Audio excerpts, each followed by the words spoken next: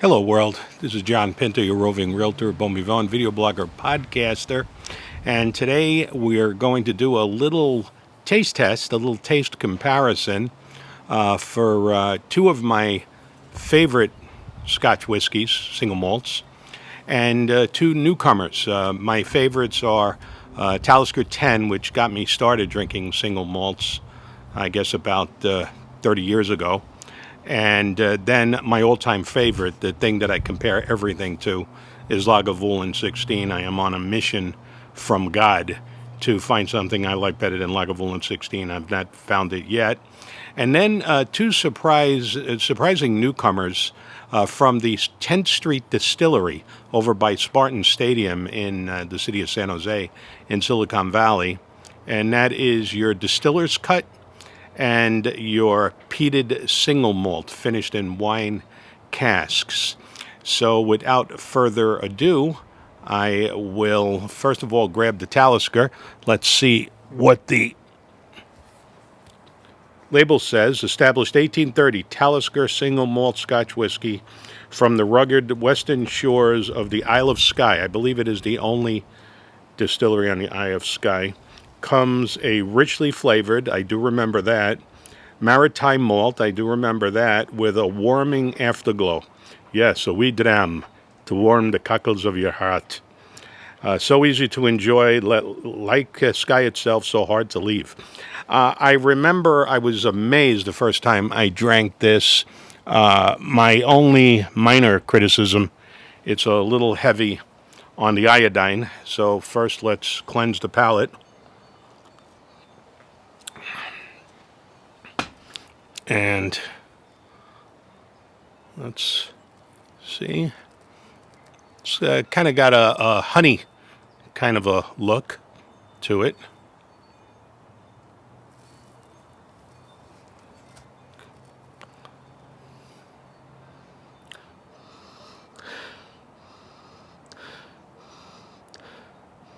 Yeah, definitely getting the beach, definitely getting the salt water.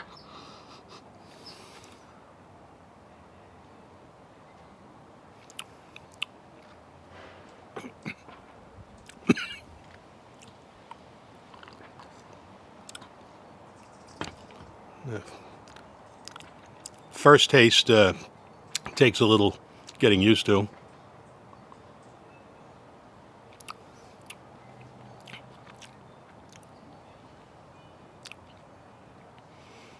It's a little hot, a little peppery.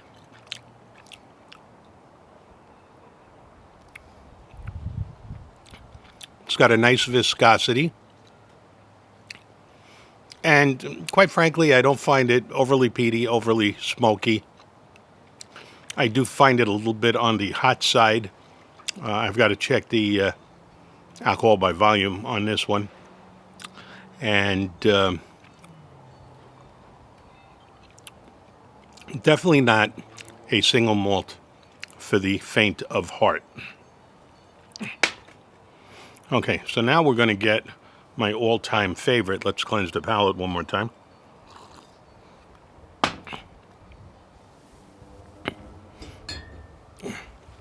Lagavulin16, established 1816. Isla single malt Scotch whiskey. I understand there's 8 distilleries on the island. It could be 7, it could be 9, I could be wrong. I understand Port Ellen is coming. And not a lot of narrative on the front, anyway, that a senior citizen can read. But it is Lagavulin Distillery in Port Ellen, Isle of Isla. So, let's put that back in its place.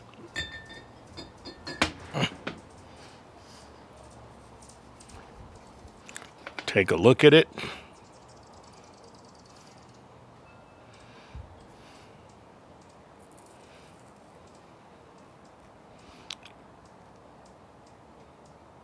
A little bit darker.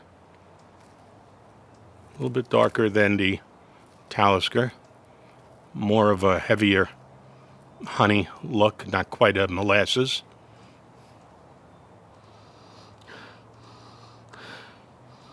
Good strong nose, but in my opinion, nothing that's going to knock you over.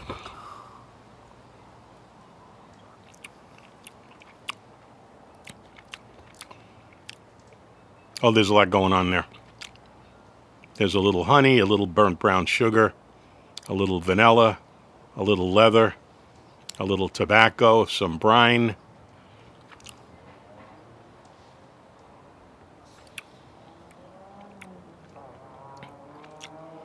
Very robust, a lot of depth, a lot of breadth.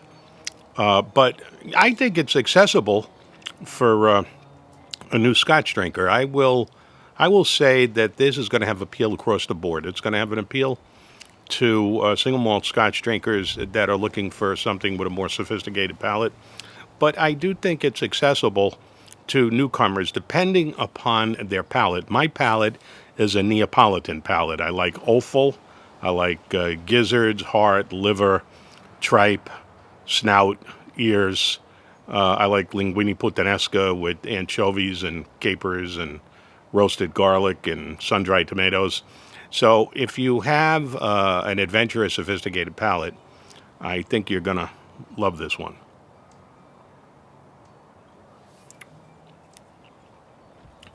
Really easy drinking. Very satisfying. Okay, so now let's cleanse the palate. 10th Street American Distillery. I think they're over in like the 1000 block of 10th Street, south of 280 in the city of San Jose, in the southern part of Santa Clara County.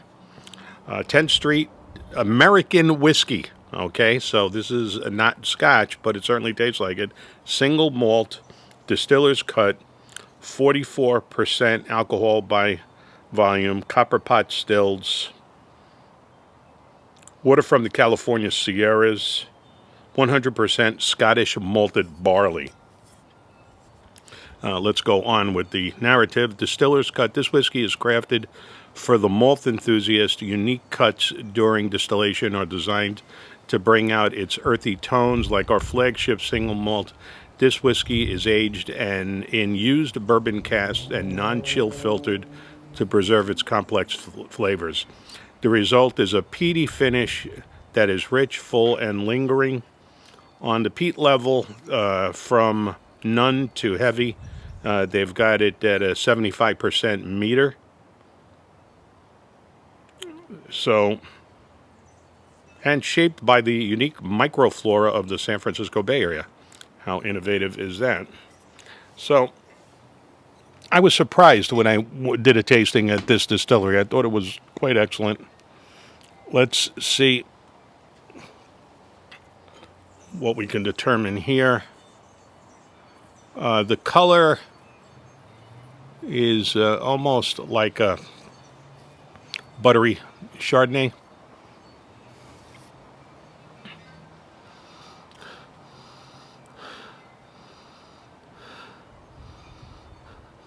I'm getting some floral notes in the nose.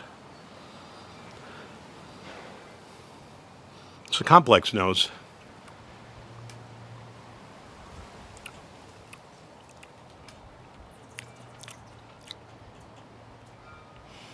Easy drinking.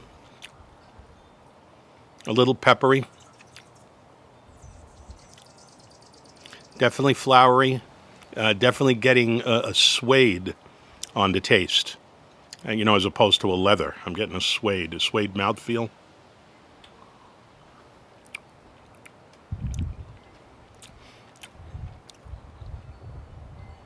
Getting a burnt brown sugar. Yeah,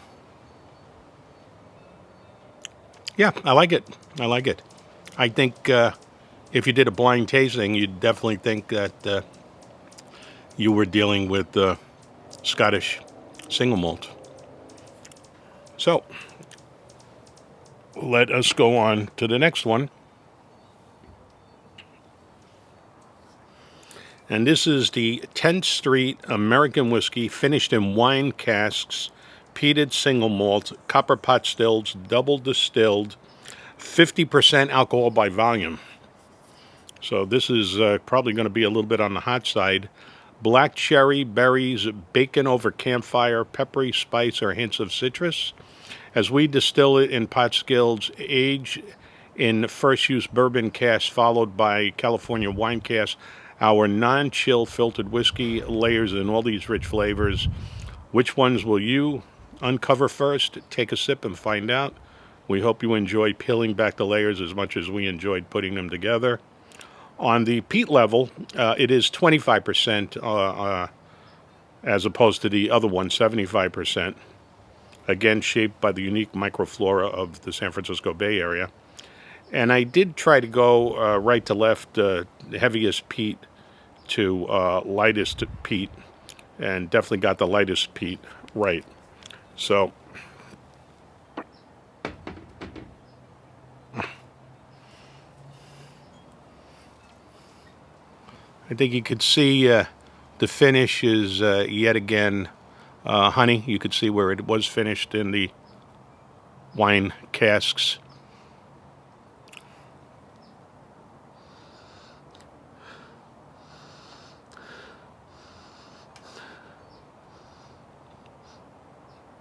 It definitely smells like wine harvest, oddly enough. Yep. Definitely sounds like, it smells like Napa in September.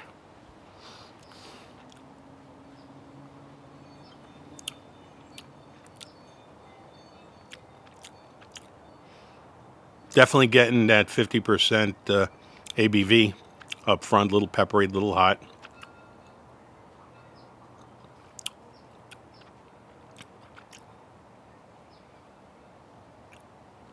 Not a lot of peat, a little bit of leather. A little bit of a very minimum amount of brown sugar, a little bit of caramel, and 100% pleasant. This is quite a nice array. Let me just check. So the 10th Street Single Malt Distillers Cut was 44 ABV. Let's see, the Lagavulin is 43% ABV, and the Talisker is 46% ABV. So, you know, in conclusion, I like all four of them. I would serve all four of them at a side-by-side tasting. I highly recommend a side-by-side tasting. I will give a little shout out, if you can see it, to my miniature Glencairn glasses from Napa Valley Distillery, our local distiller. You know, one thing is drinking single malts by yourself. I don't do that very often. To me, there's really nothing better than getting together with a couple of friends that have a good palate, having a side-by-side tasting of single malts, and to a lesser degree, bourbons and ryes and tequilas. Single malts are my favorite. So again, I would highly recommend all four of these. Lagavulin is still by far and away my number one, and I invite you to like the video, subscribe to my video series. I have a variety of videos on time lapses, sunrises, sunsets, educational videos, real estate videos, COVID-19 videos. So please continue to tune in. Thank you for checking out this video, and we'll see you on the next page. Bye for now.